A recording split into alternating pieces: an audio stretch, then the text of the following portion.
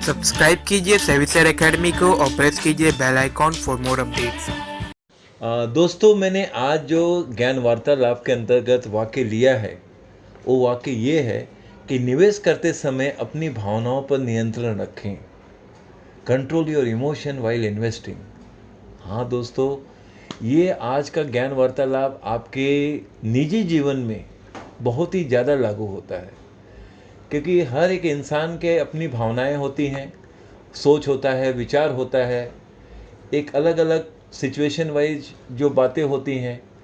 तो उस हिसाब से कई बार क्या होता है, जीवन में हम भावनाओं में बह जाते हैं और उस कारण से गलत निर्णय ले लेते हैं, और वो गलत निर्णय हमारे जीवन की लड़ियाँ बिगाड़ देता है। दोस्तों, ये भी एक कड़वा सत्य है, और आज इस ज्ञान वार्तालाप में आपको इन्हीं बातों को समझना है, कुछ उदाहरण के द्वारा और कुछ पॉइंट से। दोस्तों, अब देखिए दोस्तों, मार्केट में आप तो जानते ही हैं कि ये स्टॉक मार्केट का विषय ऐसा है कि जिनमें रिस्क टेकिंग एबिलिटी है, जिनके पास फंड है, जिनके पास पेशेंस है, ये सारे गुण, और नो डाउट सेल्फ कॉन्फिडेंस है, आत्मविश्वास है, ये सारे जब गुण एक साथ बनते हैं तो मार्केट में प्रवेश करने की बात बनती है कि भाई हाँ, चलो हम स्टॉक मार्केट में इन्वेस्ट कर सकते हैं और करेंगे और सफल भी रहेंगे, क्योंकि ये सारे गुण आप में है।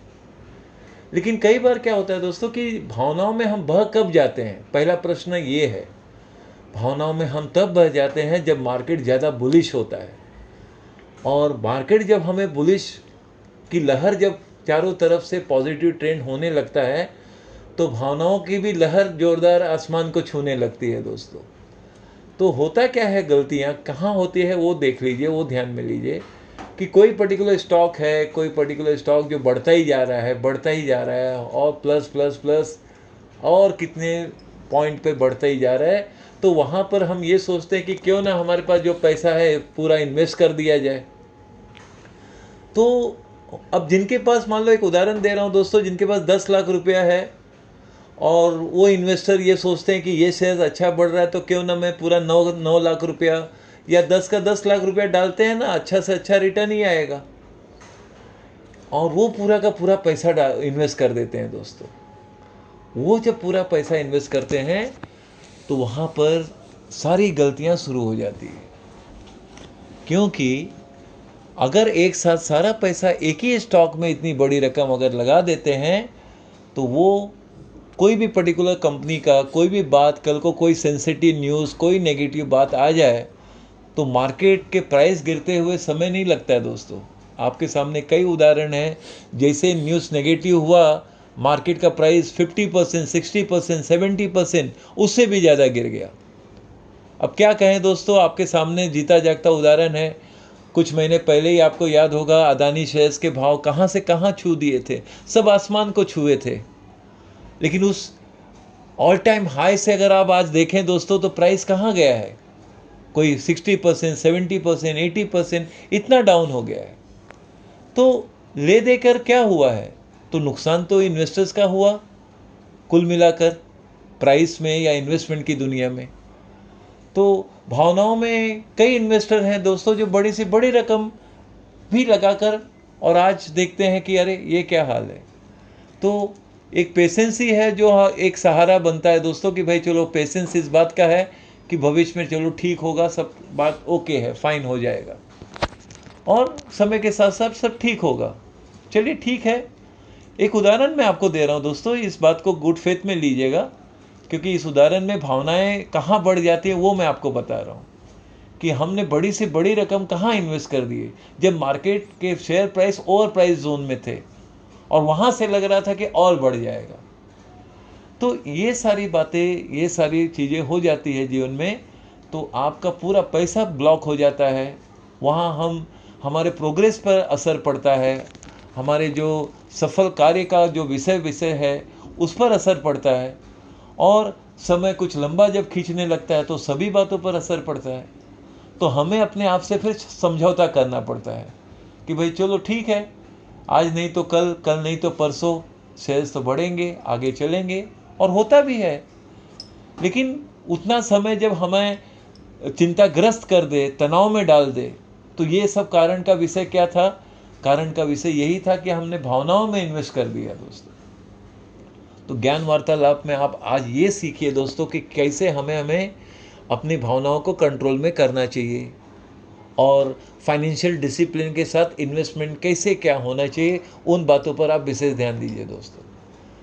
देखिए दोस्तों, स्टॉक मार्केट में दुनिया का कितना भी अच्छे से अच्छा स्टॉक हो, कितना भी दुनिया का नंबर 1 स्टॉक हो, अगर आप वो स्टॉक मार्केट में लिस्टेड है और उस कंपनी में आप पैसा इन्वेस्ट कर रहे हैं, तो सबसे पहले आप अपने बजट पर ध्यान दीजिए।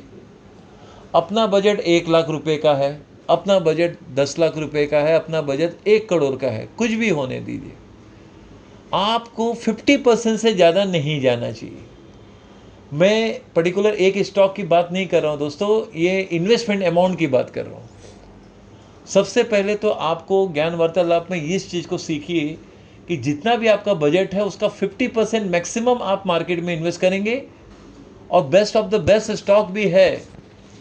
तो भाई हमारा जैसे 1 लाख का हमारा बजट है इन्वेस्टमेंट करने का, और मेरे शब्दों के अनुसार आपको 50,000 इन्वेस्ट करना है 50%, तो उस 50% को अगर मैं इन्वेस्ट करने जा रहा हूँ एक ही स्टॉक में, तो अपनी भावनाओं को यहाँ कंट्रोल करें कि चलो इसका भी मैं 50% करूँगा और 2 अलग सेक्टर में कंपनी में इन्वेस्ट करूँगा। ये होना चाहिए सोच, ये होना चाहिए विचार।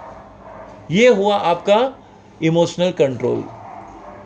इमोशन कंट्रोल कैसे हुआ कि भाई हमारे पास 1 लाख रुपया है, हमारा बजट हमने बनाया 1 लाख इन्वेस्ट करने का, उसमें से हमने 50,000 रुपया मार्केट में इन्वेस्ट करने का ये हमने अपना नियम बना लिया। ये हमने अपने बजट के अंतर्गत इतना ही पैसा इन्वेस्ट करूँगा।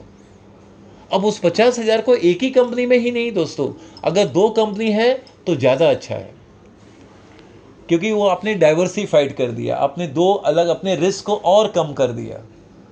तो best of the best stock में भी अगर हम इन्वेस्ट करते हैं तो थोड़ा सा डाइवर्सिफाई करके अपने बजट के अंतर्गत वो भी 50% मैक्सिमम, बस इससे ज़्यादा नहीं कुछ करना है। क्योंकि कल कोई बात हो गई, कल कोई इमरजेंसी आ गया, आपका सारा पैसा तो मार्केट में लग गया है, अब कहाँ से क्या कैसे आप मैनेज करेंगे लाइफ में। और वहाँ आप देख रहे हैं कि मार्केट में नेगेटिव ट्रेंड चल रहा है, मार्केट आपने 1 लाख रुपया इन्वेस्ट कर दिया, उसका अब भाव देख रहे हैं, मार्केट वैल्यू 90,000 देख रहे हैं, 85,000 देख रहे हैं, 80,000 देख रहे हैं। तो अगर आपको कल की तारीख में अचानक 50-60 हज़ार की ज़रूरत पड़ गई, आप क्या करेंगे? क्योंकि आपने तो सारा पैसा इन्वेस्ट कर दिया। अब कहाँ से पैसे का मैनेज करेंगे? या तो आप लॉस करके पैसा निकालिए, तो आपने लाख का तो वहाँ पर नुकसान कर ही दिया, डैमेज कर दिया, क्योंकि अपने भावनाओं में आपने कदम उठाया है। तो अपनी भावनाओं को नियंत्रण करने का पहला सबक ये है कि जो भी बजट है इन्वेस्टमेंट का, उसका बस 50% ही आप इन्वेस्ट करिए, बस उससे ज़्यादा कुछ नहीं। उस 50% से भाई क्या होगा, 50,000 का 60,000 बनेगा, खुशी की बात है। 50,000 का 40,000 हो रहा है, 35,000 हो रहा है, चलो देखेंगे हम 6 महीना साल भर क्या होता है। ये आपका कोई, क्योंकि आपका रिस्क कहाँ तक है, 50,000 तक ही रहा ना, बाकी अगला 50,000 तो आपके अकाउंट में है। वो सेविंग अकाउंट में जो है वो आपका सिक्योर्ड फंड रखा हुआ है, और आपने रिस्क लिया है 50,000 का 50% मैक्सिमम। और उसमें भी हमारा क्या कहना है, क्या एडवाइस है कि एक ही कंपनी में एक साथ बड़ा पैसा डालने से अच्छा है कि हम डाइवर्सिफाइड 2 कंपनी में इन्वेस्ट करें, और वो भी बेस्ट क्वालिटी स्टॉक में करें, क्योंकि और उसका छोटा सा अपना सेल्फ स्टडी करें, क्योंकि तब जाकर कोई भी, मैंने हमेशा कहीं ना कहीं कहा है दोस्तों कि अगर आपको एक सक्सेसफुल इन्वेस्टर बनना है तो सबसे पहले आप सक्सेसफुल इन्वेस्टिगेटर बनिए। इन्वेस्टिगेटर का मतलब है छानबीन करने वाला, खोजबीन करने वाला, या ध्यान से हर चीज़ को बारीकी से अध्ययन करके तब कहीं जाके इन्वेस्ट करना चाहिए। हाँ, ये बात अलग है कि एक्सपर्ट के एडवाइस को आप फॉलो करें, या जो मार्केट में अनुभवी हैं, जिनका अनुभव 15 से 20-25 साल का अनुभव है, उनकी बातों को आप ध्यान में लें, तब जाकर आप कोई निर्णय लें। और फिर अपने बजट को देखें कि भाई हाँ, मेरा बजट भाई 1 लाख का है तो 50,000 ही इन्वेस्ट करूँगा, मेरा बजट 10 लाख का है तो मैक्सिमम मैं 5 लाख ही मार्केट में इन्वेस्ट करूँगा, उससे ज़्यादा बिल्कुल नहीं। मेरा कंफर्टेबल बजट 1 करोड़ का है तो मैं 50 लाख ही इन्वेस्ट करूँगा, क्योंकि बस यहीं तक सीमित है हमारा। जो कुछ भी होगा वहाँ तक ही, उस पैसे तक ही उतार चढ़ाव आएंगे, वहीं तक वो सीमित रहेगा। तो कहने का अर्थ ये है कि कुल मिलाकर हमें ये देखना है कि अपना पहले बजट क्या है, बजट के अंतर्गत आप कार्य करेंगे तो समस्या नहीं आएगी दोस्तों। पूरा जो बजट बनाया है पूरा का पूरा एक साथ आपने कर दिया, या जो भी आपके पास बैंक बैलेंस है सारा का सारा पैसा आपने मार्केट में लगा दिया, तो आप निमंत्रण ले रहे हैं अपने जीवन में संकट को। तो संकट और आफत ऐसे ही आते हैं दोस्तों कि हम भावनाओं में आकर बात किसी और पार्टी का सुन के, थर्ड पार्टी का सुन के, भावनाओं में आकर कि भाई चलो है ऐसा है, चलो पूरा का पूरा पैसा इन्वेस्ट कर लेते हैं। तो ये कदम कभी नहीं उठाना है। और क्या कहें, और इससे ज़्यादा मैं एक ही कहूँगा कि इन बातों का आपका विशेष ध्यान हो कि कुल मिला के जब भी हम इन्वेस्ट करते हैं पैसे को, तो सबसे ज़्यादा ज़रूरी है कि अपने बजट को ध्यान में लें और अपना डिसीजन जो हो अपने बजट के अंतर्गत फाइनेंशियल डिसिप्लिन मेंटेन करके लो, क्योंकि फाइनेंशियल डिसिप्लिन ही ज़रूरी है मार्केट में के अंदर। जब हम इन्वेस्ट करते हैं तभी जाकर ये बातें पूरा होगा और तभी आपका निर्णय सही होगा। क्योंकि जब आप पैसा इन्वेस्ट करते हैं मार्केट में, तो मैंने अपनी पिछली किसी वीडियो में ऑडियो में कहा भी था, अगर आपको याद हो, अगर आप मेरी बात को पिछली बातों को ध्यान में लेते हैं या रखते हैं, अगर आपको याद हो, तो मैंने एक वाक्य ये भी कहा था कि मार्केट में आपका फंड उतना होना चाहिए, भाई हमारा खर्चा आने वाले 3 महीने का पूरा घर का जितना घर गृहस्थी में खर्चा है वो 3 महीने का पूरा अपने सेविंग अकाउंट में रख कर मैं अगर इन्वेस्ट करता हूँ तो मेरा कदम सही है। क्योंकि हमारे गृहस्थ जीवन में कोई समस्या न आए इसका भी हमें ध्यान रखना है, क्योंकि सारे तनाव गलत निर्णय लेने से होगा और वो तनाव का असर पारिवारिक रूप में भी असर पड़ेगा। तो सबका ध्यान रखना है कि हम ये निर्णय जो फाइनेंशियल डिसीजन ले रहे हैं उसमें ये भी ध्यान रखना है, भाई बच्चों की पढ़ाई है, उनका खर्चा है, घर गृहस्थी का खर्चा है, मंथली एक्सपेंस है, उन सभी बातों को ध्यान में रख के जो आपका बजट बनता है उससे उसका 50% आपको मार्केट में इन्वेस्ट करना है। और क्या करना है, वो भी एक ही स्टॉक में कभी भी एक साथ बड़ी रकम नहीं इन्वेस्ट करना है दोस्तों, क्योंकि एक साथ बड़ी रकम एक ही स्टॉक में इन्वेस्ट करने का मतलब है कि आपने भावनाओं में आकर ही निर्णय लेकर वो आपने इन्वेस्ट किया है। तो यहाँ पर इसलिए कहा जा रहा है इस ज्ञान वार्तालाप के अंतर्गत कि अपने भावनाओं को कंट्रोल करिए दोस्तों, और कंट्रोल करेंगे तभी आप सही निर्णय ले पाएंगे। वही बात दोस्तों जैसे मैंने अभी इन्वेस्टमेंट के लिए कहा, वही सेम बात लागू होती है ट्रेडिंग में भी। कई ट्रेडर्स हैं मार्केट में, कोई इंट्राडे ट्रेडिंग करते हैं, कोई फ्यूचर एंड ऑप्शन में ट्रेडिंग करते हैं। अब वो कई बार ऐसी भावनाओं में बह जाते हैं कि नहीं, क्योंकि एक ट्रेडर कभी भी अपने अंदर से हारना नहीं चाहता है दोस्तों। वास्तविकता कहाँ है, मैं वो बात को आपको बताने जा रहा हूँ। जब ट्रेडिंग में पैसा लॉस होता है तो फिर एक जिद आ जाती है ट्रेडर के दिलो दिमाग में कि नहीं, मैं आज लॉस हुआ है तो कुछ भी हो जाए कल प्रॉफिट करके निकलूँगा, और उस चक्कर में वो और ज़्यादा ट्रेडिंग करते हैं, क्योंकि अंदर से कोई हारना नहीं चाहता है। और हार और जीत के बाजी जब लगने लगती है दोस्तों मार्केट के अंदर, तो ट्रेडर के साथ फिर हार ही लगता है, क्योंकि वो भावनाओं में ज़्यादा बह जाते हैं और ओवर ट्रेडिंग करते हैं। ओवर ट्रेडिंग से जब पैसा सब समाप्त हो जाता है तब यही हाथ में दिखाई देता है कि सब तो कुछ चला गया, अब तो कुछ नहीं रहा। तब थक हार के, सिर पीट के, और फिर हम वही दुनिया में पहुंच जाते हैं जहां नहीं होना चाहिए। फिर निराशा वाली बात आ जाती है जीवन में, और फिर हम अपने आप में टूट जाते हैं दोस्तों। ये सारी बातें, सारी समस्याएं कहाँ से शुरू हुई? आपके भावनात्मक निर्णय के कारण दोस्तों। तो अपनी भावनाओं को कंट्रोल में करिए, नियंत्रण रखें। नियंत्रण में रखेंगे तो सदैव आप मार्केट में पैसा कमाएंगे। जो कुछ है अपने बजट के अंदर ही चलना है, और बजट के अंदर आप इन्वेस्ट करते रहेंगे तो पूर्ण रूप से आप आगे भी सफल ही रहेंगे। तो पहली प्राथमिकता हमें ये देना है कि हमारे बजट का जो फंड अवेलेबल है इन्वेस्टमेंट का, उसका सिर्फ 50% हम इन्वेस्ट करेंगे, और 1 साल तक देखेंगे उसका क्या इम्प्रूवमेंट है, क्या प्रोग्रेस है। कि भाई हाँ, प्रोग्रेस अच्छा है तो फिर हम देखेंगे 6 महीने के बाद या आने वाले 1 साल के बाद कि भाई ठीक है, मार्केट में हमने कुछ पाया, कुछ कमाया और कुछ बनाया, तो चलो ठीक है, अगले साल अपना थोड़ा बजट बढ़ भी जाएगा।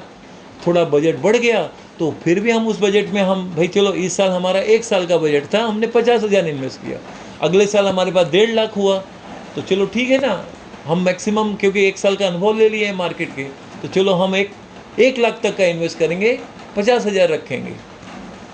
तो वो आपने रिस्क इसलिए बढ़ाया क्योंकि आपने 1 साल का अनुभव लिया, आपको फ़ायदा हुआ है, तभी आपने वो कदम उठाया। तो वहाँ तक मैक्सिमम लिमिट तक वहाँ तक ही जाइए क्योंकि आपका मार्केट में अनुभव है। आप अच्छे अनुभवी हैं तो उससे संख्या आप बढ़ा सकते हैं। भाई 50% से मैं 60% या मैक्सिमम 70% तक जा सकता हूँ।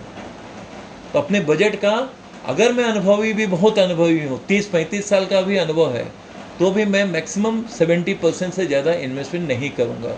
ये डिसिप्लिन की बात आ गई, अनुशासन की बात आ गई और अपने अनुशासन के अंतर्गत इन्वेस्टमेंट करने की बात आ गई। तो बस दोस्तों, मैं आपके नॉलेज के लिए जो मैं मानता हूँ, मेरी बात को आपने सरल रूप में समझ लिया होगा और मेरे एक एक शब्दों पर आपने ध्यान दिया होगा और उन्हीं शब्दों को अपने जीवन में लागू करेंगे दोस्तों, तो आप हमेशा सफल रहेंगे। और हर तरफ से अपने आप को फाइनेंशियल डिसिप्लिन में मेंटेन रखिए। जो कुछ है अपने बजट के अंदर आप इन्वेस्ट करते रहिए, आप सदैव सफल रहेंगे दोस्तों। बस और क्या कहें, आपको तो सब बात मेरी मालूम है, मेरे सर्विसेज के बारे में सब जानकारी तो पहले से ही आपको है। 50% किस में डिस्काउंट है ये आप जानते ही हैं। बस 15 अगस्त तक जो बातें हैं उस पर आप ध्यान दीजिए। बाकी हमारे पास जो नए नए फ्रेश 5 मल्टीबैगर 5 प्लेटिनम स्टॉक है, उससे संबंधित जो भी आपको जानकारी चाहिए व्हाट्सएप पे मैसेज कीजिए, आपको सारी जानकारी मिल जाएगी। चलिए फिर मिलते हैं।